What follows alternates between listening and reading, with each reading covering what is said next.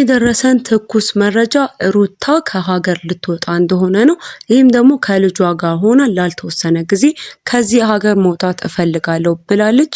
እናቷ እንዲሁም ደግሞ አክስቶቿ ይህን ነገር እየተቃወሟት ነበር። ያልጠነከረ ሕፃን ልጅ ይዘሽ እንዴት ነው ከሀገር ልውጣ የምትዩ?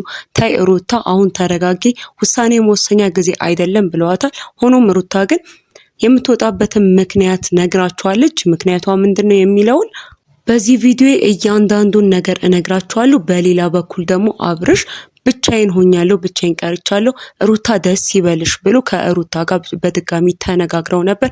ይህንንም በዝርዝር ምነግራችሁ ይሆናል። ሰላማችሁ በያላችሁበት ብዝት ይበልልኝ። የተወደዳችሁ ቤተሰቦቼ ሁልጊዜም የሰው ማደግ የሰው መነሳት የሚያስደስታችሁ ከእውነተኛና ከትክክለኛው ነገር ጎን የምትቆሙ ቅን የሀገሬ ልጆች ሰላማችሁ በያላችሁበት ብዝት ይበልልኝ።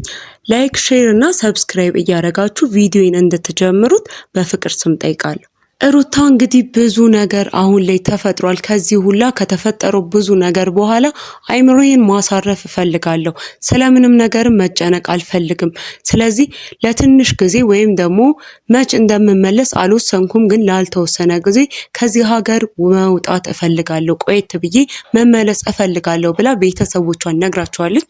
የሩታ እናትም ልጄ እንደዚህ አይሆንም፣ አሁን ላይ ተይ መረጋጋት አለብሽ፣ አሁን ተረጋግተሽ ነገሮችን የምታስቢበት ጊዜ እንጂ ሀገር ለቀሽ የምትወጪበት ጊዜ አይደለም።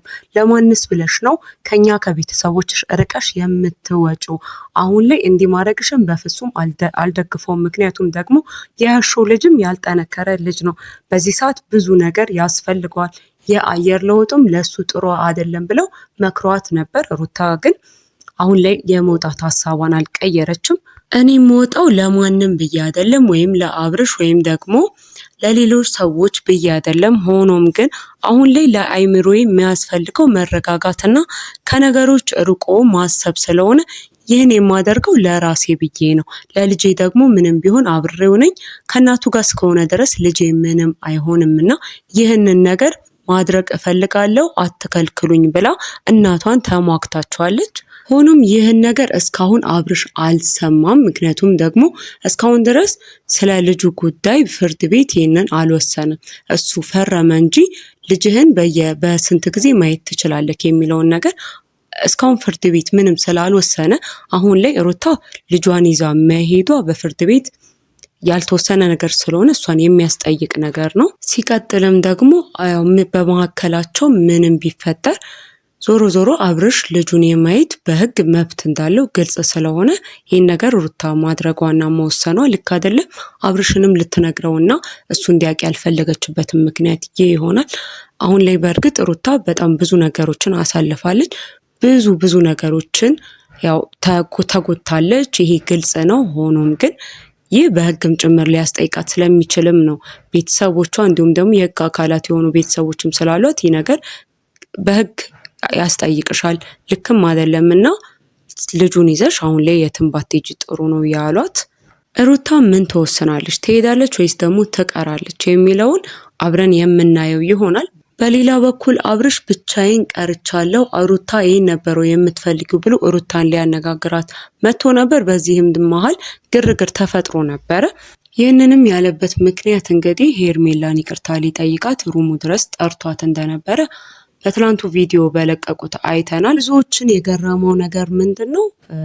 አብርሽ ሄርሜላን ሲጠራት ሁለቱ አብሯት የመጡት ሰዎች አቤልና ራሱ ብሩክ፣ ሁለቱ ሰዎች ምን ሊሰሩ ነው የሚመጡት?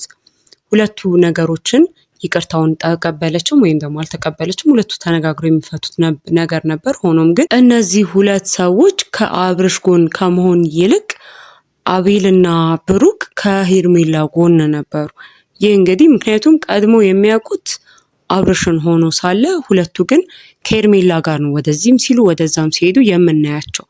ይህ ነገር አብርሽን እንዴት አላነቃውም? እውነተኛ ጓደኛው ቢሆኑ ኖሮ አብረውት የሆኑ ነበር። ምክንያቱም እነሱን የበደላቸው ነገር የለም፣ አላስከፋቸውም፣ አላስቀየማቸውም፣ በህይወታቸው ላይ ምንም ነገር አላደረሰም።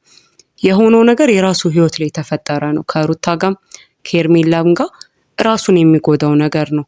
ራሱ ላይ ነው የተፈጠረው። የሰራው ስህተቶችም እንዳለ ሆኖ ራሱን ነው መልሰው እየጎዱት ያሉት። ሆኖም ትክክለኛ ጓደኛ ቢሆኑ ከጎን ይሆኑ ነበር እንጂ ትላንት ከመጣሽ ከሄርሜላ ጋር አይታዩም ነበር። ይህ ነገር ሁሉ አብርሽን ሊታየው አልቻለም፣ ወይም ደግሞ እስካሁን ድረስ አላነቀውም። ስለ እነሱ ስራ ከመንቃትና ያደረጉትን ነገር ማንነታቸውን ከማየት ይልቅ ሩታን መውቀስ ነው የያዘው እና ይህ ደግሞ ልክ አይደለም። አሁንም ቢሆን ሩታ እንዲያውም አይኑን እንዲገልጥ አድርጋለታለች። አብርሽ ሊያየው ያልቻለውን ነገር አሁን አይኑን መግለጥ ያለበት ሰዓት ነው።